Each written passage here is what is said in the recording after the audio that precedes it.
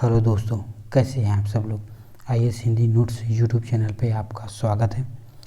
आज हम यूपीएससी का ऑप्शनल सब्जेक्ट राजनीतिक विज्ञान एवं अंतर्राष्ट्रीय संबंध से संबंधित आज हम तीसरा टॉपिक लेके आए हैं, जिसका नाम है रॉल्स के न्याय का सिद्धांत। यदि आपने इससे पहले पिछले दो टॉपिक्स नहीं देखे हैं तो जाइए हमारे चैनल पर विजिट कीजिए और पहले उन्हें देखिए। तो चलिए दोस्तों स्टार्ट करते हैं न्याय का सिद्धांत। तो आइए दोस्तों, इससे पहले कुछ प्रीवियस ईयर क्वेश्चन पेपर देख लेते हैं कि आखिर यूपीएससी इससे कैसे सवाल पूछती है।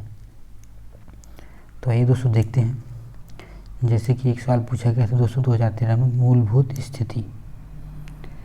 अब 2015 में पूछा गया था दोस्तों रॉल्स के न्याय की विशिष्टता सिद्धांत। और 2018 में पूछा गया था दोस्तों वितरणात्मक न्याय। नेक्स्ट चलते हैं दोस्तों,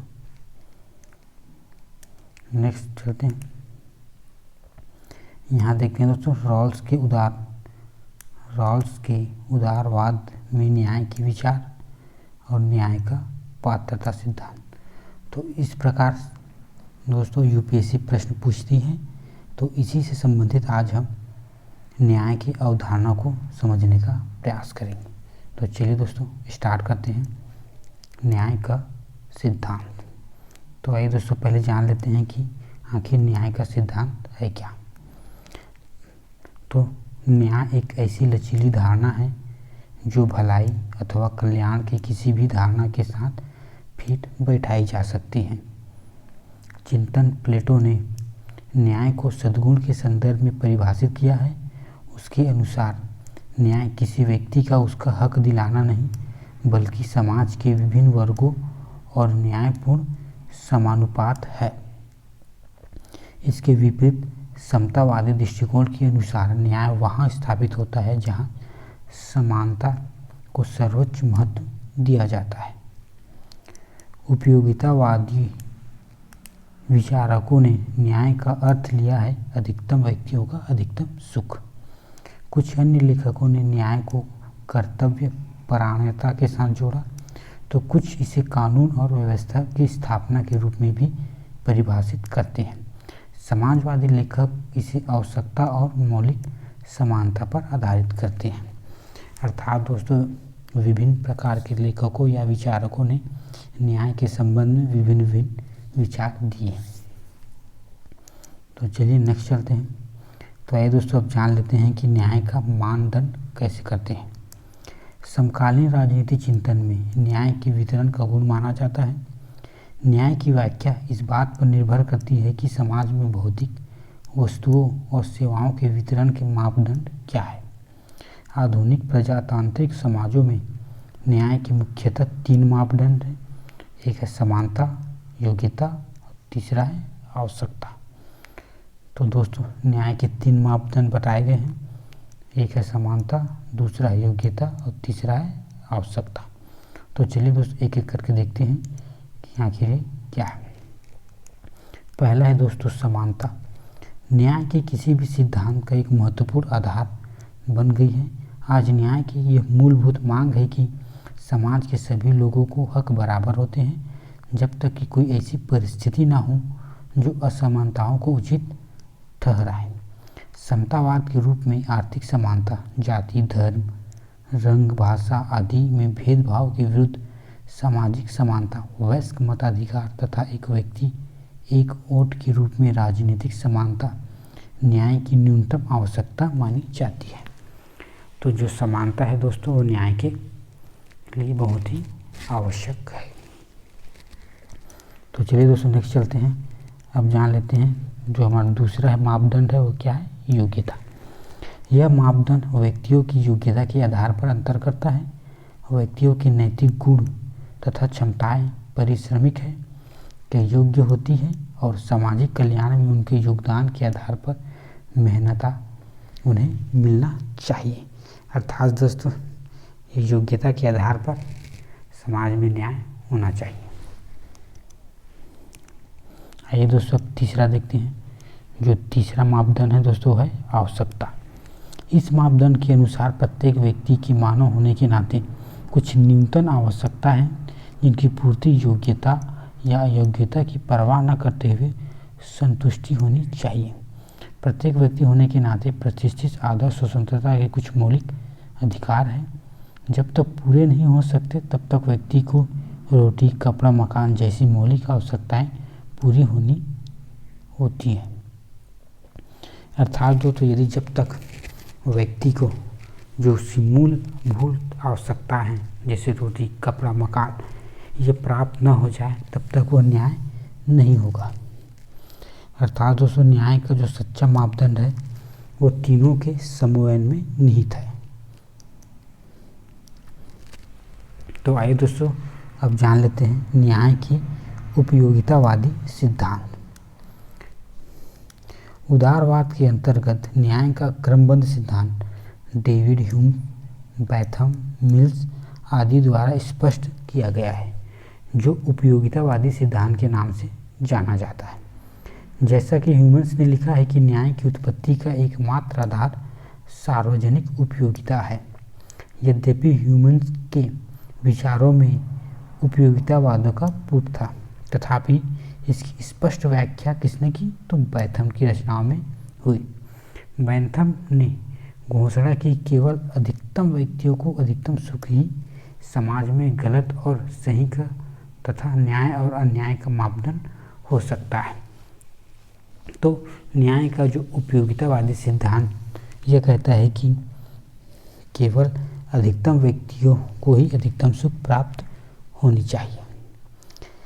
इस सिद्धांत को सरल भाषा में अर्थ यह था कि केवल वही नीतियाँ न्याय संगत होगी जो समाज में अधिकतम सदस्यों के लिए अधिकतम सुख प्रदान करती हैं। उपयोगितावाद ने न्याय को सामाजिक उपयोगिताओं में सबसे महत्वपूर्ण माना है। तो जो न्याय के सामाजिक उपयोगिता है उसमें सबसे महत्वपूर्ण है वो है उपयोगितावाद का सिद्धांत। तो चलिए दोस्तों नेक्स्ट चलते हैं, आगे देखते हैं। उदारवाद से पहले न्याय के उपयोगितावादी सिद्धांत की दो विशेषताएं थी। पहली, न्याय के उद्देश्य ईश्वरीय अथवा प्राकृतिक नहीं थे। सुख, भलाई, कल्याण सभी की धारणाएं व्यक्ति के भौतिक और दैनिक जीवन से संबंधित थी। अर्थात दोस्तों, जो न्याय का उद्देश्य था या जो प्राकृतिक थी वो ईश्वरीय न होकर भौतिकी थी, तो दैनिक जीवन से संबंधित थी। दूसरा, इसका मानना था कि रीति रिवाजों, कानूनों आदि सभी को मानवीय विकास के तराजू में तोलना चाहिए। अर्थात दोस्तों, ये सब कहाँ तक व्यक्तियों के सुख में वृद्धि करते हैं इसकी जांच हमें करनी चाहिए। इस न्याय का मूल आधार सभी व्यक्ति या वस्तु का मानदंड व्यक्ति का सुख है। अतः अपने परिवर्तनकारी स्वरूप में न्याय का उपयोगितावादी सिद्धांत पुराने रीति रिवाजों और रूढ़ियों के विरुद्ध एक जबरदस्त हथियार था। तो जो न्याय का उपयोगितावादी सिद्धांत है दोस्तों आधुनिक है, जो पुराने रीति रिवाज और रूढ़ियों के विरुद्ध एक जबरदस्त हथियार है। तो आइए दोस्तों अब जान लेते हैं कि न्याय का उपयोगितावादी सिद्धांत की आलोचनाएं क्या क्या है। तो 20वीं शताब्दी में न्याय के इस उपयोगितावादी सिद्धांत की कई आधारों पर आलोचना की गई और आधुनिक कल्याणकारी राज्य की आवश्यकताओं के संदर्भ में इसे अधूरा पाया गया। पहला तर्क यह दिया गया कि समाज में कुल अधिकतम सुख और प्रत्येक व्यक्ति की अधिकतम सुख में अंतर होता है। तो जैसे कि हम जानते हैं दोस्तों, न्याय का जो उपयोगितावादी सिद्धांत है वो कहता है कि अधिकतम व्यक्तियों के लिए अधिकतम सुख, लेकिन प्रत्येक व्यक्ति की अधिकतम सुख और अधिकतम व्यक्तियों के अधिकतम सुख में क्या होता है? अंतर होता है। अधिकतम सुख का अर्थ जरूरी नहीं है कि समाज के प्रत्येक व्यक्ति के लिए सुख में भी वृद्धि हो रही हो। सुख का एक बहुत बड़ा भाग समाज के कुछ गिने चुने लोग को अधिग्रहण कर सकते हैं। अर्थात दोस्तों, जरूरी नहीं है कि अधिकतम लोगों को ही अधिकतम सुख की प्राप्ति हो। समाज में कुछ ऐसे भी लोग होते हैं जो इसे अधिग्रहण नहीं कर सकते। इससे संबंधित दोस्तों दूसरा तर्क दिया गया है कि न्याय के नाम पर यह सिद्धांत कुछ अन्यायपूर्ण कार्यों का भी समर्थन करता है। जैसे दोस्तों उदाहरण के लिए यदि कोई राज्य यह तर्क दे कि समाज अधिकतम व्यक्तियों को अधिकतम सुख और समृद्धि के लिए कुछ लोगों को दास बनाकर रखना जरूरी है, तो ये सिद्धांत उसका समर्थन करेगा। अर्थात दोस्तों कुछ लोगों के सुख के लिए हम कुछ लोगों को दुख में धकेल दे रहे हैं, तब भी ये सिद्धांत उसका क्या करेगा, समर्थन करेगा। इसी तरह आलोचकों ने अल्पसंख्यकों के अधिकार हनन और रूढ़िवादी परंपराओं को जारी रखने को उपयोगितावादी के आधार पर न्याय संगत होने की बात की है। तो चलिए दोस्तों नेक्स्ट चलते हैं। अब देखते हैं दोस्तों उपयोगितावादी सिद्धांत पर जॉन रॉल्स के विचार या उनकी आलोचना। जेमेर्थी बेथम के उपयोगितावादी सिद्धांत अधिकतम व्यक्तियों का अधिकतम सुख की बात करता है। बेथम के इस विचार के संबंध में जॉन रॉल्स का कहना है कि यह सिद्धांत प्राथमिक वस्तुओं के न्यायपूर्ण वितरण में बाधा डालता है। बेथम अधिकतम व्यक्तियों की अधिकतम सुख पहचानने के चक्कर में यह बताना भूल जाता है कि इससे व्यक्ति विशेष को कितनी हानि हो रही है। अतः बेथम के इस सिद्धांत की आलोचना करते हुए कहा है कि सुखी लोगों के सुख को जितना भी क्यों न बढ़ा दिया जाए, उससे दुखी लोगों के दुख का हिसाब बराबर नहीं किया जा सकता। अर्थात दोस्तों सुख कुछ व्यक्तियों के सुख की बराबर हम कुछ व्यक्तियों के दुख से नहीं कर सकते। रॉल्स ने उपयोगितावादी सिद्धांत का खंडन करके उसके स्थान पर न्याय की उचितता के रूप में के सिद्धांत का प्रस्तुत किया।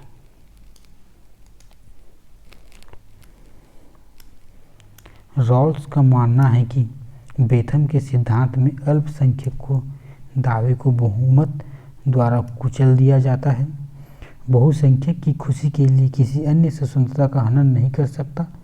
रॉल्स का विचार है कि हमें प्राथमिक के नियमों का अनुकरण करना चाहिए, क्योंकि दबे कुचले लोग प्राथमिक संसाधनों की कमी से कम दमनात्मक शासन के द्वारा अधिक दबाए जाते हैं। इसलिए व्यवस्था परिवर्तन उनके भविष्य को बदलने के लिए आवश्यक हो जाता है। तो ये दोस्तों अब चलते हैं न्याय का समझौतावादी सिद्धांत। इससे पहले हमने देखा न्याय का उपयोगितावादी सिद्धांत, जिसका अर्थ है अधिकतम व्यक्तियों का अधिकतम सुख। तो आइए उसी के संबंध में अब देखते हैं न्याय का समझौतावादी सिद्धांत। जॉन रॉल्स ने अपने न्याय के सिद्धांत को समझौतावादी विचारों पर आधारित किया है। इसी के कारण इसे न्याय के सिद्धांत का समझौतावादी न्याय सिद्धांत भी कहा जाता है। जॉन रॉल्स का कहना है कि मेरी सामाजिक अनुबंध किसी विशेष प्रकार के समाज से संबंधित नहीं है। मेरा मुख्य विचार तो समाज की मुख्य संरचना की स्थापना के लिए आवश्यक न्याय के सिद्धांतों का निर्माण करना है। अर्थात दोस्तों जो न्याय का समझौतावादी सिद्धांत है वो समाज के किसी विशेष क्षेत्र में न होकर संपूर्ण सिद्धांत या संपूर्ण समाज पर निर्माण करना है, न्याय का निर्माण करना है। ये ऐसे सिद्धांत हैं जिन्हें स्वतंत्र विवेकी व्यक्ति अपने हितों का संवर्धन करने के लिए प्रारंभिक अवस्था में स्वीकार करते हैं। ये सिद्धांत बाद वाले सभी समझौते का नियमन करके सामाजिक सहयोग के नियम बनाते हैं और न्यायप्रिय सरकारों की स्थापना करते हैं। जॉन रॉल्स का कहना है कि परंपरागत उपयोगितावादी सिद्धांत का सर्वोत्तम विकल्प सामाजिक समझौता है। यह समझौता मुक्त तथा स्वतंत्र व्यक्तियों के बीच सहमति का आधार होता है। यह सहमति समानता की मूल स्थिति में ही संभव है। मूल स्थिति से हमारा तात्पर्य है कि स्थिति एवं अवस्था से है, जिससे स्त्री और पुरुष एक सामाजिक समझौता करने के लिए एक साथ मिलते हैं। तो जो मूल स्थिति का अर्थ है दोस्तों कि एक स्त्री और पुरुष एक सामाजिक समझौता के लिए जब एक साथ मिले तो उसे मूल स्थिति कहते हैं। तो आइए दोस्तों अब जान लेते हैं न्याय के मूल सिद्धांत। रॉल्स ने कहा है कि मूल स्थिति में समाज के सदस्यों का नेतृत्व न्याय के दो सिद्धांतों के सहमत के लिए तर्क और स्वार्थ के साथ किया जाएगा। तो आइए दोस्तों जान लेते हैं कौन कौन से वो दो सिद्धांत हैं। तो पहला सिद्धांत है दोस्तों समान स्वतंत्रता का सिद्धांत। समान स्वतंत्रता सिद्धांत के अनुसार समाज के सभी लोगों को कुछ ऐसी स्वतंत्रताएं दी जानी चाहिए जो समाज के अस्तित्व के लिए बुनियादी है। इस तरह की स्वतंत्रता का किसी भी कीमत पर उल्लंघन नहीं किया जा सकता, भले ही वे लोग बड़े पैमाने पर अधिक लाभ का कारण बन सकते हैं। रॉल्स द्वारा बताई गई कुछ बुनियादी स्वतंत्रताएं भाषण, सभा, विचार और विवेक की स्वतंत्रता, कानून के शासन, स्वच्छता, धन और स्वास्थ्य की सुरक्षित करने के लिए आवश्यक स्वतंत्रताएं थी। हालांकि रॉल्स आर्थिक अधिकारों और स्वतंत्रता जैसे अनुबंध की स्वतंत्रता या उत्पादक के साधनों के अधिकार आदि को बुनियादी स्वतंत्रता नहीं मानते हैं, क्योंकि आर्थिक प्रगति उन लोगों की कीमत के बिना नहीं हो सकती जो बड़े समूह से संबंधित है। अर्थात दोस्तों आर्थिक प्रगति के लिए सभी को साथ में आना होगा। ये दोस्तों अब दूसरा देखते हैं।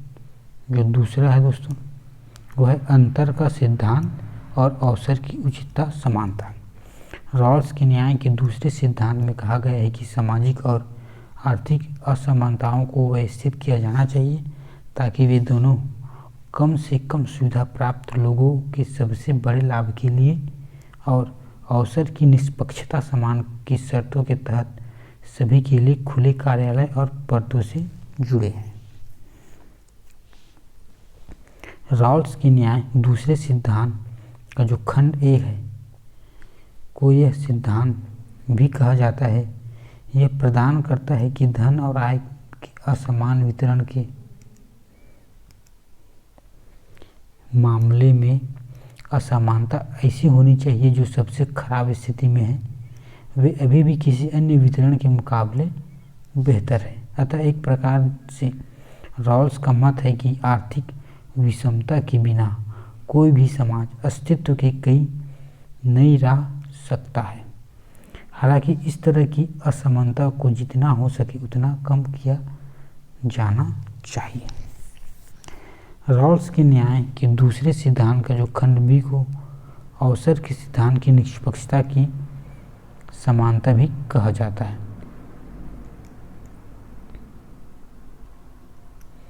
यह प्रदान करता है कि समाज को सामाजिक प्रतिस्पर्धा में भाग लेने में सक्षम बनाने के लिए सभी को बुनियादी साधनों के साथ सुविधा प्रदान करनी चाहिए।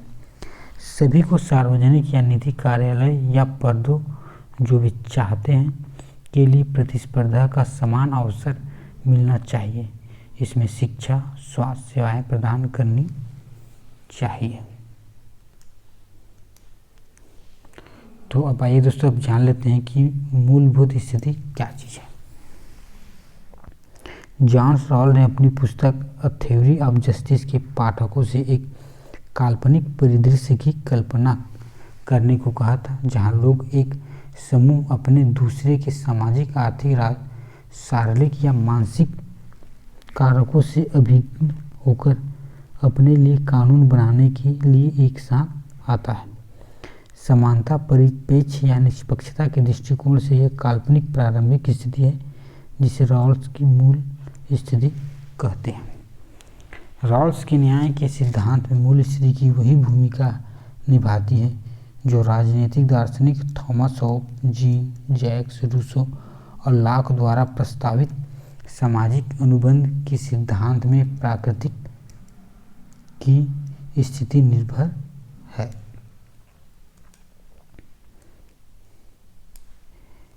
मूल स्थिति में पक्षों के पास न्याय के सिद्धांत का चयन करने का विकल्प होता है जो समाज के बुनियादी ढांचे को नियंत्रित करते हैं।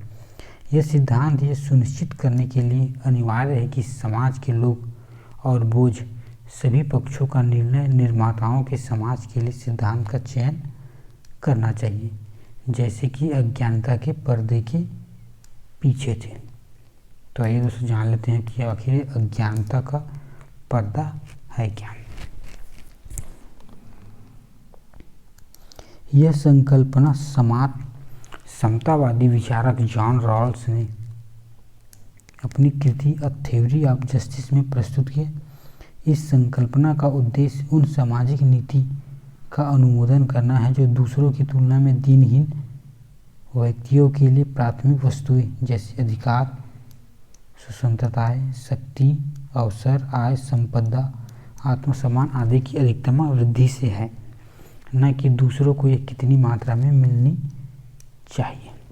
इसके लिए उसने सामाजिक अनुबंध की तर्कसंगत प्रणाली का अनुसरण करते हुए अन्वेषणात्मक मुक्ति का प्रयोग किया है।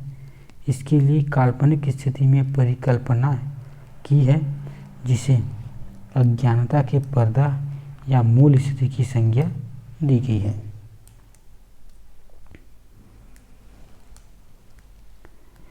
इसमें शामिल लोग अपनी सामाजिक, आर्थिक और राजनीतिक स्थिति से बेखबर होते हैं, परंतु उन्हें अर्थशास्त्र, मनोविज्ञान का आरंभिक ज्ञान होता है। उन्हें न्याय का बोध भी होता है। वह स्वार्थपरायण है तो वह अहंवादी नहीं। उन पर नैतिकता से संबंधित कुछ प्रतिबंध लगे होते हैं। अर्थात दोस्तों, रॉल्स की इस स्थिति में जिन व्यक्तियों की कल्पना की गई है वह क्या है, विवेकशील करता है जो न्याय के नियमों का पता लगाने के उद्देश्य से परस्पर सहमति पहुंचने के लिए एकत्रित हुए हैं। इस प्रकार यह संकल्पना समाज में न्याय के लिए समतामूलक नीतियों के निर्माण व उनके क्रियान्वयन के लिए सदैव प्रासंगिक रहेगा। तो चलिए दोस्तों नेक्स्ट चलते हैं। आइए दोस्तों जान लेते हैं कि प्रक्रियात्मक न्याय क्या है। जॉन रॉल का वितरणात्मक न्याय का संबंध प्रक्रियात्मक न्याय से है। इसका अर्थ यह है कि यह एक ऐसी सामाजिक व्यवस्था का निर्माण करती है जो सामाजिक नीतियों को न्याय प्रदान करे। इस प्रक्रियात्मक न्याय के लिए प्रक्रिया का उचितता की स्थापना हो। इसके लिए न केवल संस्थाओं की न्यायिक व्यवस्था आवश्यक है, बल्कि उन्हें लागू करने के लिए निष्पक्ष रूप से प्रशासित होना भी चाहिए। न्यायिक मूल संरचना की न्यायिक प्रक्रिया का आधार होती है और यह संरचना एवं न्यायपूर्ण राजनीतिक, संविधान तथा आर्थिक एवं सामाजिक संस्थाओं की न्यायपूर्ण व्यवस्था से ही निर्मित होती है। इस प्रक्रिया को प्राप्त किए बिना वितरणात्मक न्याय की बात करना बेईमानी होगी। इसके लिए मूल संरचनाओं पर विचार करना जरूरी हो जाता है। जॉन रॉल का मानना है कि न्याय के सिद्धांत की अभिव्यक्ति के लिए आवश्यक परिस्थितियों की मूल संरचना ही न्याय का प्राथमिक विषय है। तो दोस्तों, न्याय की जो मूल संरचना है वह क्या है, न्याय का विषय है। आइए दोस्तों अब जानते हैं जॉन रॉल्स के न्याय के सिद्धांत के निहितार्थ क्या है। जॉन रॉल के न्याय के सिद्धांत के अंतर्गत निम्नलिखित परिणाम निकलते हैं। पहला, न्याय का अर्थ है न्याय संगत। न्याय की समस्या का संबंध प्राथमिक वस्तुओं और सेवाओं के न्यायपूर्ण वितरण से है।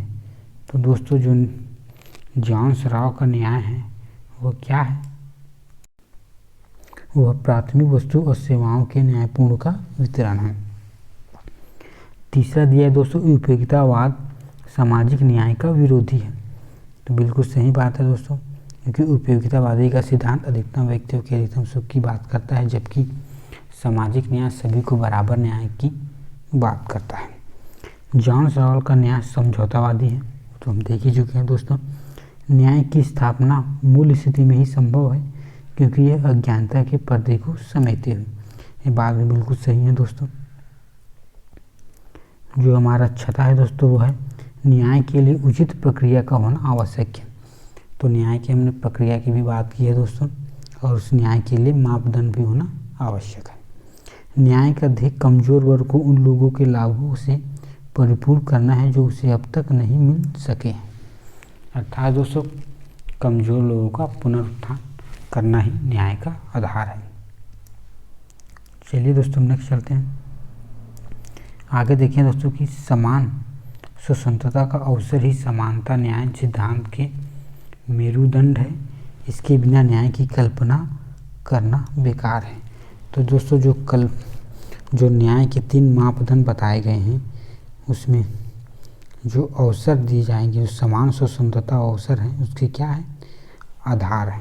तो उसके बिना न्याय क्या हो जाएंगे, बेकार हो जाएंगे। न्याय की प्राप्ति के लिए संस्थाओं जैसे सामाजिक, आर्थिक, राजनीति का न्याय संगत होना जरूरी है। प्रक्रियात्मक न्याय ही वितरणात्मक न्याय का सामाजिक आधार है। ये भी हम देख चुके हैं दोस्तों। न्याय संगत संविधान ही न्याय की प्राप्ति का साधन है। तो चलिए दोस्तों नेक्स्ट चलते हैं। अब जान लेते हैं दोस्तों जॉन रॉल्स के न्याय सिद्धांत का मूल्यांकन। तो जॉन रॉल्स का न्याय का सिद्धांत अवसर की समानता, समान स्वतंत्रताओं, प्राथमिक वस्तुओं का न्यायपूर्ण वितरण, आय की समानता, सामाजिक लोकतंत्र का समर्थन, समाज के सद्गुण के रूप में न्याय की सर्वोच्चता, सामाजिक कल्याण में वृद्धि आदि बातों पर विचार कर उदारवादी दृष्टिकोण प्रस्तुत करता है। जॉन रॉल्स ही एक ऐसे प्रथम उदारवादी विचारक हैं जिसने न्याय की परिभाषा में समाजवादी गुणों अर्थात आर्थिक असमानता, अवसरों की समानता आदि पर विचार किया है।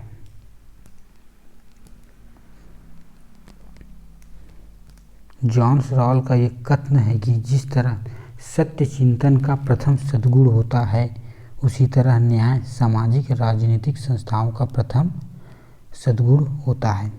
राजनीतिक चिंतन में काफ़ी महत्व रखता है। जॉन रॉल्स ने अपने न्याय के सिद्धांत में स्वतंत्रता, समानता के अधिकारों का संरक्षण किया है।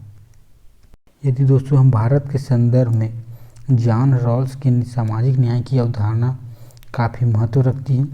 1990 के दशक में भारत में पिछड़े वर्गों को दिया गया आरक्षण सामाजिक न्याय की प्रक्रिया का ही एक भाग है। पिछले दशक में सामाजिक न्याय का विचार भारतीय समाजवादी दर्शन और सर्वोदय के विचार से काफ़ी निकट है। अतः जॉन रॉल्स का जो न्याय के सिद्धांत है वो सामाजिक न्याय की दृष्टि से काफ़ी महत्वपूर्ण है। तो आइए दोस्तों अब जान लेते हैं कि जॉन रॉल्स के न्याय सिद्धांत की आलोचना किन किन आधारों पर की गई है।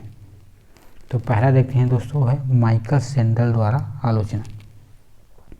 तो माइकल सैंडल ने जॉन रॉल्स के इस दावे को खारिज किया कि न्याय सामाजिक संस्थाओं का सद्गुण है। भ्रातृत्व का गुण न्याय से अधिक या समान महत्वपूर्ण होता है। जहाँ भ्रातृत्व तथा परोपकारी का भाव होगा वहाँ व्यक्तियों में संघर्ष नहीं होगा। अर्थात दोस्तों जो माइकल सैंडल है उसके अनुसार जो न्याय है वो सामाजिक संस्थाओं का प्रथम सद्गुण नहीं हो सकता, क्योंकि वह सामाजिक न्याय के लिए जो महत्वपूर्ण गुण होनी चाहिए वो होना चाहिए भ्रातृत्व का भाव अर्थात भाईचारे का भाव। तो चलिए दोस्तों अब दूसरा देखते हैं। तो दूसरा है वह डेविड मिलर के द्वारा आलोचना। मिलर का कहना है कि जॉन रॉल्स का जो न्याय सिद्धांत आवश्यकता के वितरणात्मक सिद्धांत को नहीं मानता, जो कि न्याय के साधारण सिद्धांतों का अभिजाय अंग है। जॉन रॉल्स के न्याय सिद्धांत के स्रोतों का वितरण इस तरीके से किया जाता है कि सबको कम लाभान्वित व्यक्ति को ही अधिकतम लाभ मिलता है। इस तरह आवश्यकता के वितरण का सिद्धांत अपनी सर्वव्यापकता खो देता है।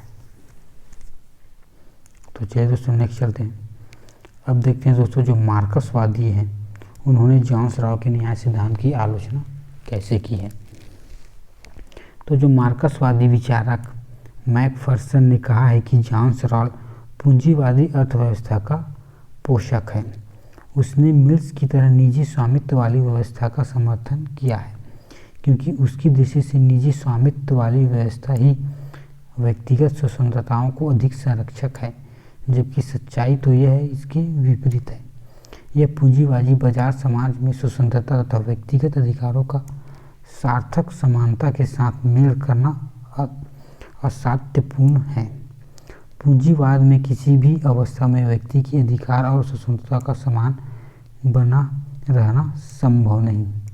अर्थात दोस्तों जो न्याय का सिद्धांत है जॉन राव का, वो पूंजीवादी का समर्थक है, किंतु पूंजीवादी किसी भी अवस्था में व्यक्ति के अधिकार को समान न्याय नहीं प्रदान कर सकता। तो चलो तो नेक्स्ट चलते हैं। रिचर्ड मिलर के अनुसार जॉन राव का सिद्धांत वर्ग संघर्ष का समर्थक नहीं है। यह पूंजीवाद के विशेषाधिकार का भी संरक्षक है। पूंजीवादी समाज में सुविधा संपन्न वर्ग सुविधाहीन वर्ग का ख्याल रखेगा, इस बात की कोई गारंटी नहीं है। जॉन राव ने मनुष्य को ऐसी मूल स्थिति में रख दिया है जहां अज्ञानता के पर्दे की विचारणों के कारण उनको सामाजिक, आर्थिक और तथ्यों का ज्ञान नहीं होता है। किसी भी नैतिक व्यवस्था को वर्ग संघर्ष और उत्पाद प्रणाली के बिना समझना न्याय संगत नहीं हो सकता। अतः दोस्तों मार्क्सवादियों ने जॉन राव के न्याय सिद्धांत के अतर्क संगत, काल्पनिक और पूंजीवाद का पोषक कहा है। तो चलिए दोस्तों नेक्स्ट चलते हैं। अब देखते हैं दोस्तों उदारवादियों ने मार्क्स न्याय के सिद्धांत की आलोचना कैसे की। उदारवादियों ने जॉन राव के सामाजिक समझौते और मूल स्थिति में अज्ञानता की पर्दे की जो बात को गलत करार दिया है। जॉन राव ने उदारवाद को जिस रूप में संशोधित करने का प्रयास किया है, नोजिक ने जॉन राव के न्याय की उचितता के सिद्धांत राज्य के कार्य क्षेत्र के बाहर नैतिक प्रतिमानों को आधारित हो सकता है। राज्य के क्षेत्र में वृद्धि न्याय की अवधारणा सर्वथा विपरीत होती है। इसी तरह कम लाभान्वित व्यक्तियों के लिए लाभान्वित व्यक्तियों को ही साधन की तरह प्रयुक्त करना न्याय संगत नहीं है। जॉन रॉल्स ने समानता पर अधिक जोर देकर मनुष्य की स्वतंत्रता का भी बलिदान दे दिया है। ऐसे में समाज में उन्नति की कल्पना बेकार है। इसलिए जॉन राव का न्याय सिद्धांत व्यक्ति की गरिमा के विरुद्ध है। तो जो उदारवादी दृष्टिकोण का मानना है दोस्तों कि जो जॉन राव का न्याय सिद्धांत वो क्या है, व्यक्ति की गरिमा के विरुद्ध है।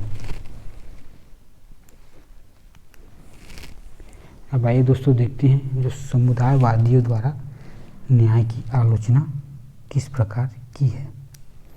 जॉन राव के न्याय सिद्धांत की समुदायवादी विचारकों ने भी आलोचना की है। लासडैर मैकइंटायर का कहना है कि जॉन राव की योग्यता की मान्यता की उपेक्षा की है। इस तरह जॉन राव व्यक्तिवादी मान्यताओं से अपने को अलग नहीं कर सकता। जॉन रॉल्स के नैतिक तटस्थता की नीति अपनाकर सामान्य शुभ को समर्पित जीवन प्रणाली अपनाने का अवसर खो दिया है। तो इस तरह जॉन रॉल्स ने मनुष्य की कल्पना सर्वथा स्वायत्त और स्वार्थपरायण मनुष्य के रूप में की है। सार में तो सत्य यह है कि जॉन रॉल्स के न्याय के सिद्धांत में समुदायवाद की अवधारणा का लोप है।